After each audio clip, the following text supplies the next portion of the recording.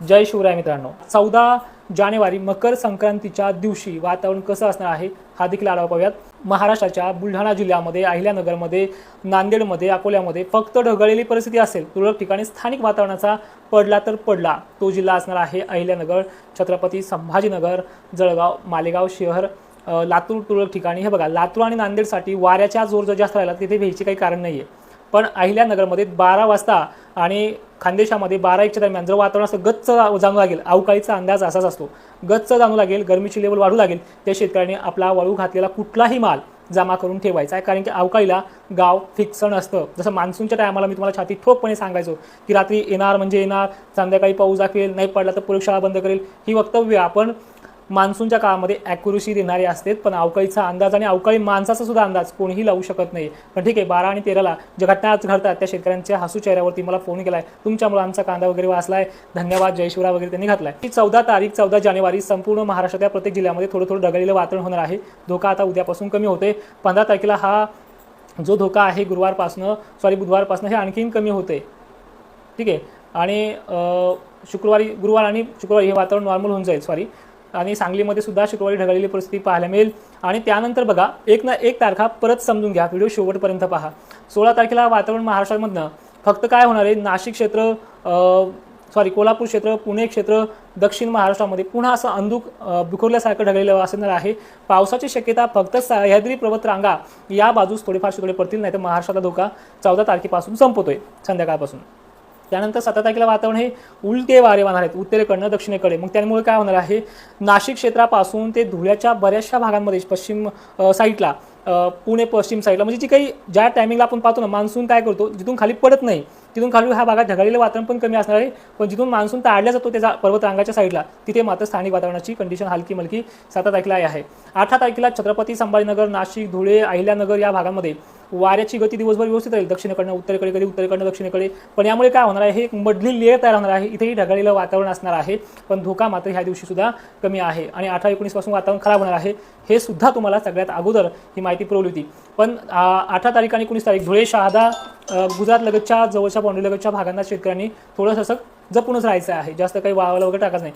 20 पासून वातावरण थंड, परत उष्णतेचं, 22-23ला परत वातावरण अशाच अवकाळी वातावरणाचं सक्रिय होणार आहे। कुठेतरी 10-5 ठिकाणी पाऊस ॲक्टिव्ह होईल, पण धोका सगळ्यांना नाहीये, मोजक्या लोकांना। पण त्या मोजक्या लोकांचं लाखोचं नुकसान होण्यापेक्षा सगळ्यांनी थोडंसं सतर्क राहायचं आहे परत 22 जानेवारीच्या आसपास। मग हा टप्पा झाला की लगेच परत 29 जानेवारी ते 5-6 फेब्रुवारी ही तारखा लॉंग टर्म काय सांगतोय, कदाचित 30 जानेवारीच्या हिशोबामध्ये किंवा 3 फेब्रुवारीच्या हिशोबामध्ये, हे पण ह्या 4 दिवसामध्ये ज्यावेळेस आपल्या ह्या जानेवारीचा एंड होईल त्याची सुरुवात सुद्धा ढगाळलेल्या आणि पावसाच्या वातावरणाची असणार आहे। त्यामुळे ह्या सगळ्या अंदाज तुम्हाला 23 तारखेला डिसेंबर महिन्याच्या रिपोर्टमध्ये व्यक्त केलेला होता। आणि सगळ्यात महत्त्वाचं हे सुद्धा आहे, भलेही जानेवारी, फेब्रुवारी आणि मार्चही जवळपास अर्धा हा कमी नुकसान करणार असला तरी मार्च आणि एप्रिल महाराष्ट्रामध्ये थोडीफार चिंताजनक परिस्थिती व्यक्त करणार आहे। या संदर्भात वारंवार लाईव्हच्या माध्यमातून तुमच्या जिल्ह्यांची कमेंट जेव्हा करतात तिथे आपण आपल्या ॲप्लिकेशनमध्ये समजून सांगण्याचा प्रयत्न करतो। आणि एक विनंती सगळ्यांना आहे, आपले अंदाज एखाद्या वेळेस थोडा एखाद्या जिल्ह्यात कमी अधिक झाला, पण विश्वास तुमचा कमी अधिक होऊ देऊ नका। कारण की तुम्हालाही माहिती आहे की जो निर्णय आपण सांगितला, जो निर्णय शब्द आपण काढला, ती गोष्ट महाराष्ट्रात आतापर्यंत तरी इतिहासामध्ये दिसलेली आहे। आणि मार्च एप्रिलबद्दल थोडंसं बोलायचं झालं आणि मान्सूनबद्दलही बोलायचं झालं तर दोन्ही गोष्टी लक्षपूर्वक ऐका की येणाऱ्या कालखंडामध्ये एप्रिल आणि मार्चमध्ये त्याचा ट्रॅक फिक्स नाही आहे, अवकाळी फिक्स आहे, अवकाळी होणार आहे, पण अजूनही नाशिकला धाक द्यावा का धुळेला धाक द्यावा, धुळेला धाक द्यावा की नांदेड यवतमाळला धाक द्यावा, बुलढाणा धाक द्यावा, अशा गोष्टीचे शब्द आपण वापरत नाहीये। कारण की त्याचा जिल्हा अजून फिक्स नाही आहे। जिल्हा अजूनही तो जानेवारीच्या एंडिंगच्या वेळेस तो फिक्सही होईल 2-3 महिन्या अगोदर की ह्या भागामध्ये हे होऊ शकतं, 10-5 तालुके मागे पुढे होतील। पण तुम्हाला सांगतो, हे खानदेश, पश्चिम महाराष्ट्र आणि विदर्भामधल्या पूर्व भागांमध्ये थोडं अडथळ्याचं वातावरण मार्चमध्ये आहे। अजूनही मराठवाड्याच्या बाबतीत रिपोर्ट चांगला निघतोय की मराठवाड्यामध्ये मार्च एप्रिलमध्ये धोका कमी आहे, पण याचा रिपोर्ट खराबही निघणार आहे, तोही आपण पाहणार आहोत, पण फेब्रुवारीच्या सुरुवातीला किंवा जानेवारीच्या एंडिंगला। तर त्यामुळे मार्च एप्रिलच्या धोक्यासाठी तुम्ही आतापासून घाबरले जाऊ नका। मान्सून संदर्भात बोलायचं झालं तुम्हाला मी वारंवार सांगितलंय, 2023ला सुद्धा अल निनो होता जो आता निघणार आहे असं वक्तव्य केलं जातंय। त्यावर्षी सुद्धा पेरण्या झाल्या होत्या, त्यावेळेस सुद्धा आपले पिकं घरामध्ये चांगल्या पद्धतीने आले होते, पण त्या 2023 पेक्षाही चांगला पावसाळा 2026 मध्ये आहे।